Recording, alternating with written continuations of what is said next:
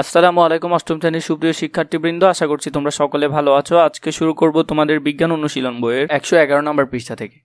এখানে আমাদেরকে একটি ছবি আঁকার কথা বলা হয়েছে। ছবিটি কেমন হবে আমরা দেখে নিব। চলো শুরু করি। তোমরা দেখলে পানির উচ্চতার কম বেশির জন্য শব্দের তীক্ষ্ণতা ও তীব্রতা কেমন কম বেশি হচ্ছে। তোমরা এবার যে বাদ্যযন্ত্র এই মূল নীতিকে কাজে লাগাতে পারো। আর প্রথম সেশনে বিভিন্ন ধরনের প্রচলিত বাদ্যযন্ত্রগুলো তো দেখছই। শিক্ষকের নির্দেশনা ৫-৬ জনের একটি দল বসে পরিকল্পনা করে নাও কেমন বাদ্যযন্ত্র বাজাবে, কি কি উপকরণ লাগবে, সেগুলো কিভাবে সংগ্রহ করবে। এগুলো সেশনের পূর্বেই জোগাড় করে রাখবে।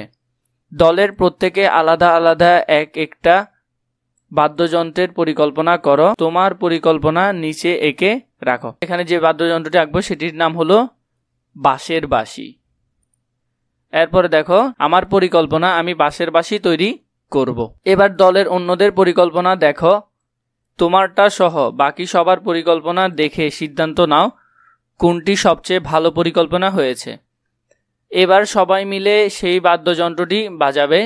তবে তার আগে যে বাদ্যযন্ত্রটি সবাই মিলে নির্বাচন করলে সেটির পরিকল্পনা বা নকশা নিচে এঁকে বা লিখে রাখো। আর কেন এটিকে নির্বাচন করলে তাও উল্লেখ করতে ভুলবে না। বাদ্যযন্ত্রের পরিকল্পনা বা নকশা কেন সবচেয়ে কার্যকর ও বাস্তবসম্মত মনে হলো তার যুক্তি। আমরা নিয়েছিলাম বাঁশি।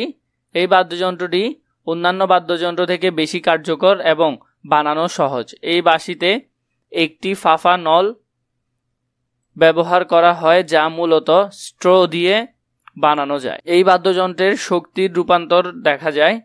ফু দেওয়ার ফলে যান্ত্রিক শক্তির কারণে বাঁশির ভেতরে কম্পনের সৃষ্টি হয়, যা পরবর্তীতে শব্দ শক্তিতে রূপান্তরিত হয়।